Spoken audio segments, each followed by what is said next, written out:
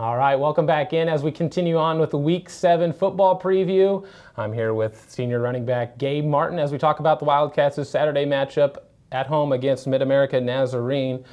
But first, let's talk, Gabe, about your season as a whole here. 4 years senior at Baker.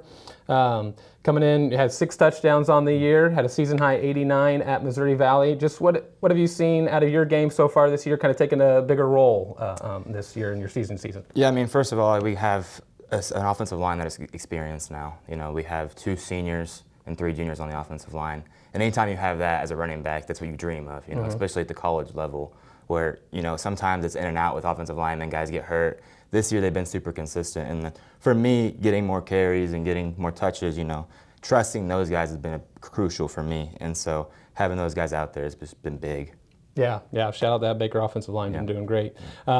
Let's talk about kind of the ground game this year. Previous years, it's been definitely more of a mix, maybe more heavy pass heavy side of this Baker offense. Now this year, going on the ground a little bit more. You and Gavin Fellingham, even seeing guys like Chauncey Andrews coming back from some injury, and Jeremiah Adams getting some look there against William Woods. What have you liked about the ground game this year and kind of seeing it take that a step as more of a focal point of the offense? Yeah, Coach Riggs always talks about we're as good as our run game, you know, and the run game is so important, getting other guys involved and getting the offense rolling to start, and then that's when the receivers get open. Truman can have more time in the pocket because the defense expects the run coming, that the pass will be there. So we talked about it being a vocal point and hitting our aiming points, getting vertical, and getting the drive started up fast, you know, and getting those hard yards early. That way the big plays will open up. So that's kind of our role, you know.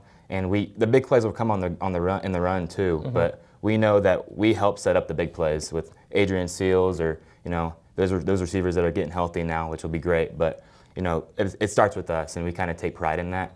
And Coach Riggs always says it, so. Yeah, it's been great seeing that so far. Now, got another big test on Saturday, though, playing against the Pioneers and that defense. What do you guys need to do to be successful there offensively, and maybe even specifically, what does you guys need to be doing on the ground game to be successful? We need to be efficient on first down. So I think that's where it starts. You know, I think run the ball on first down, get us in second and reasonable, third and reasonable, and not be behind the sticks. That's the big thing. Starting off the drives, great, getting the run game going, and then kind of getting those guys. So when it's third and short, second and short, where we kind of have some room to do whatever we want and not have to pass it on 3rd and 10 or whatever the case may be.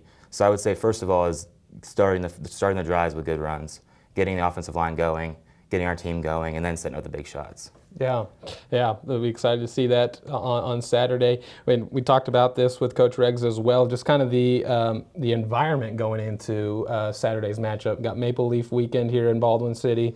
I'm going to, welcome in your rivalry game, and it's a night kickoff at Liston Stadium. So taking in all those elements, how neat is that for you as a senior to be kind of playing in an atmosphere like that on Saturday? Yeah, I've never played during a Maple Leaf weekend. Yeah. So it's been 4 years, never played on a Maple Leaf weekend. So Coach Riggs talked about in practice at one point, he was like, our part in Maple Leaf is winning the game on Saturday night. It's a different, usually we can go to Maple Leaf and experience those festivities.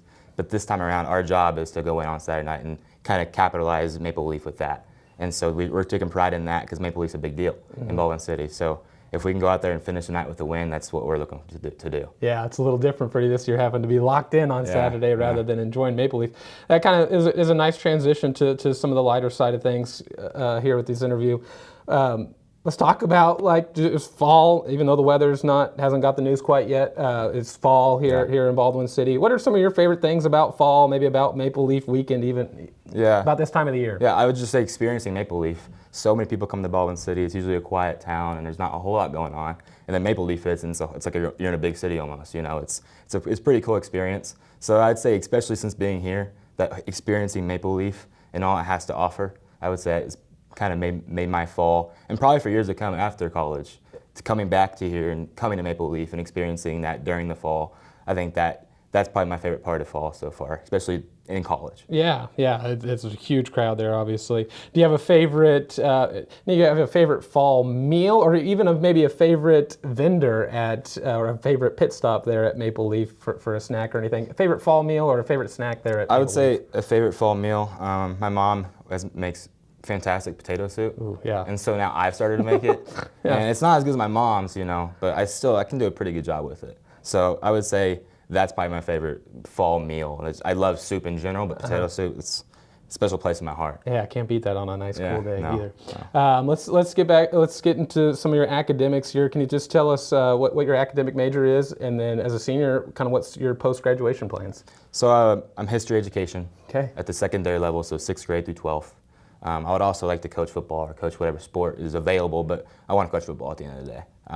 And so I'm student teaching next semester, and about 40 minutes south of St. Louis is where I'm going to be at. So it's going to be a lot of fun. It's going to be a whole new experience. I'm going to be teaching in the 6th grade next semester. So that's going to be, and I'm doing history, like I said. So it'll be fun. So. Yeah, going from being coached at football to now coaching some sixth graders. Right. Yeah, it's a whole different ball game. Yeah. What about a favorite memory here at Baker? Do you have a favorite memory either on the field, off the field, in your time? I would say my sophomore year, whenever Regs first got here, and my freshman year we were 5-6. I mean, after that year, during that year, a ring or winning conference was not on our mind.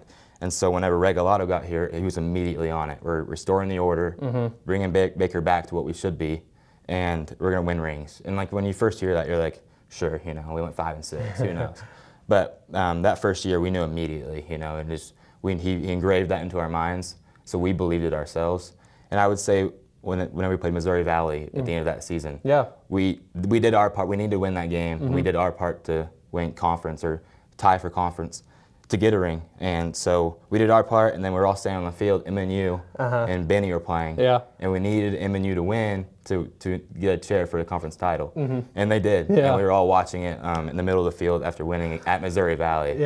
And we were all watching it together. And after MNU ended up beating Benny, we were all chanting RTO, restore the order. And that was a cool experience, especially being 5-6 the year before, and then having him come in and kind of engrave that into our minds, and then see it all play out like that. You can't beat that. Yeah, no, that's a special experience. That almost embodies what the next question I'm going to ask you, but if you just want to expand on this part, what does it mean to be a Baker Wildcat? What does it mean to you to be a Baker Wildcat? Yeah, it means a lot. I mean, for one, I would say the culture, just being a part of the culture.